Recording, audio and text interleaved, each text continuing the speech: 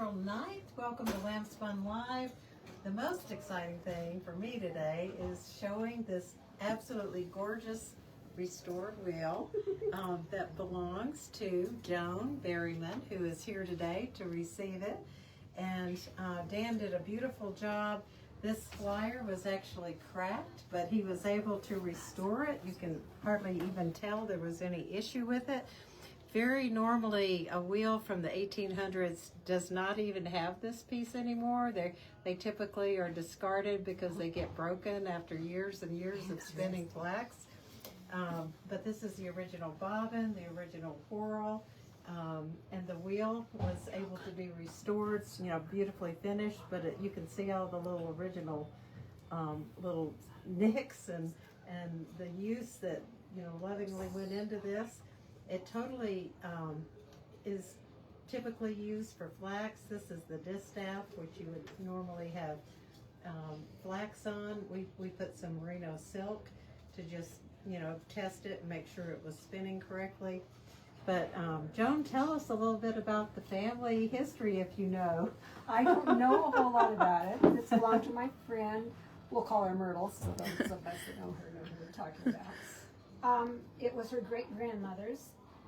It originally was in Chicago, so it went from Chicago to California, and it was in her mother and father's home, which she got after her parents both passed away, and it's been in storage for years. And she said, "Do I want it?" And I said, "Well, yeah." I wish we had a before picture. Well, yeah, it was in pieces when it came. Oh my gosh. So they brought it. They're moving here next week, so she'll be excited to see this again. I just thought it was important to preserve this history. It's so good, and that's the whole reason Dan enjoys doing it. He did a nice research paper on the origins of it and the history.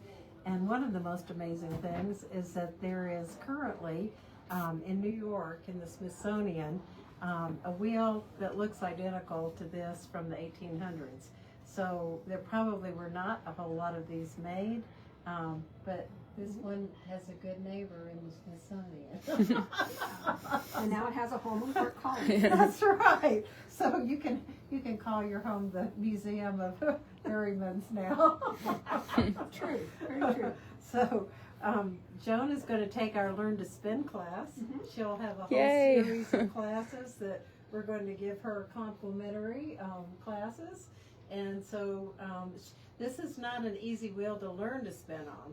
So we'll probably start you on one that's much easier. Okay. But after, I would say, a month or two of working hard, she'll be able to spin on. Oh, yeah. And it spins beautifully.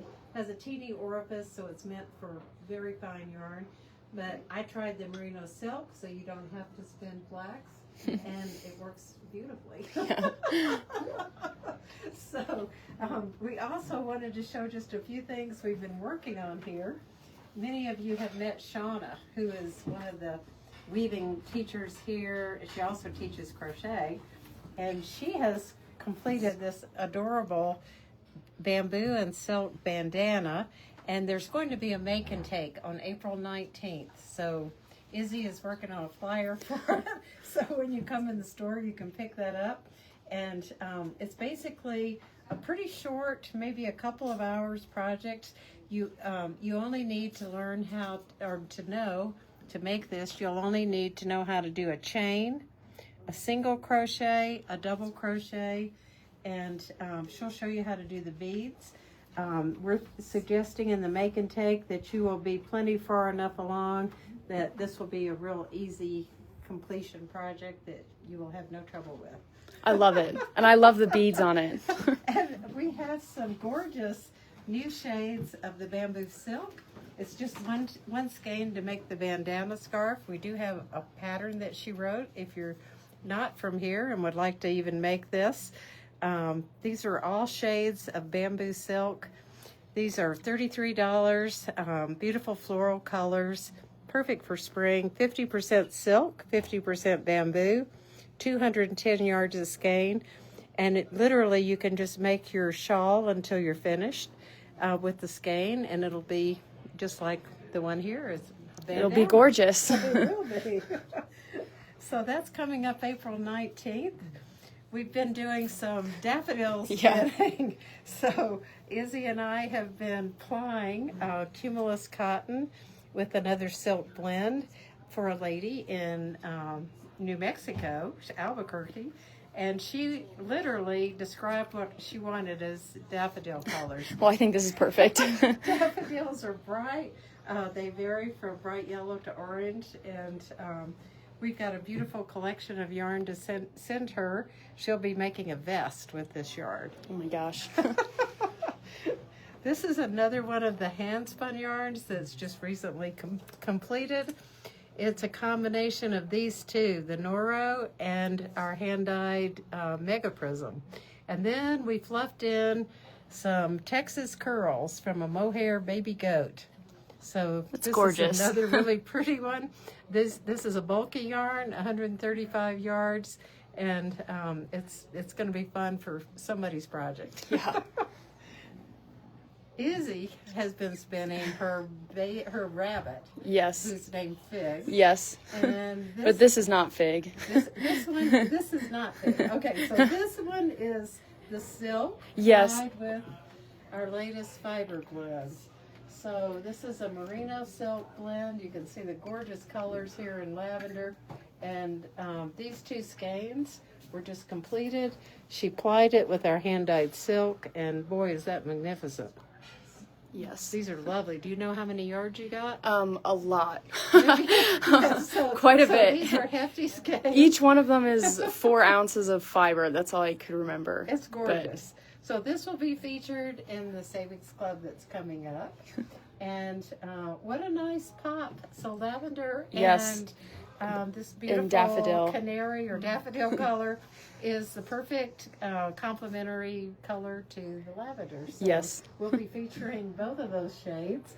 And our good friend Joey has been busy making the easiest, it's like the never fail crochet hat. So if you've never crocheted before, you can come in on Saturdays, take a crochet class. These are basically simple rectangles of half double crochet that you just seam on the side and draw string up. And it again is this cumulus cotton. My favorite that he just did for spring is a combination of several skeins of the cumulus together. So it's a nice thicker cotton. That one's Holds so it pretty. shaped beautifully. They're like Easter egg colors. Yes. And it's all washable cotton and really fun to make. Are these some more of the cottons? These are some of Okay. the pastel colors. We really love the gentle spring colors that are offered in this yarn. And so many people that have made the Never Fail scarf, which is our easiest knitting project out of this yarn, are also making things for their grandkids and their rabbits. So we have Cian here who made the Never Fail scarf, and now she's going to show her new version. Cool. I made a bigger version of this for my granddaughter, who's 9, and sent it to her for Valentine's Day. But she has a bunny rabbit that I gave her when she was born. Oh my A stuffed gosh. bunny Okay. rabbit. Not a pig. A stuffed bunny rabbit named Bunny Rose. It's pink and it's like the Velveteen Rabbit. Yeah. Very well loved. And so I decided to make this for my granddaughter, for the bunny, for Easter. So Oh it's my a gosh. scarf. That's She has a perfect. scarf that matches. Yes. And this was leftover yarn. From That's her amazing. And she's 9, right? She's 9. Still Yeah. loves Bunny Rose. And this So we is hope- the Never Fail scarf pattern in miniature.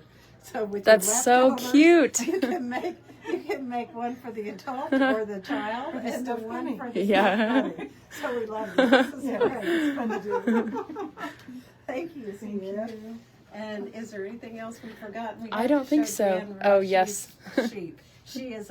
She's literally the shepherdess now here. And she is making a whole herd of sheep for us. So if you need a sheep for your Easter basket, this is one of the cutest I think I have seen. Oh my These gosh. sheep are up for adoption now. You're welcome to come in, take a look, or we can send your pictures if you're long distance. And stay tuned. She's now making a silk sheep, so it'll be one of the more exotic ones here. And we'll continue to keep you updated. Next week we have a real fun trades for that, and we'll see you next week. Perfect.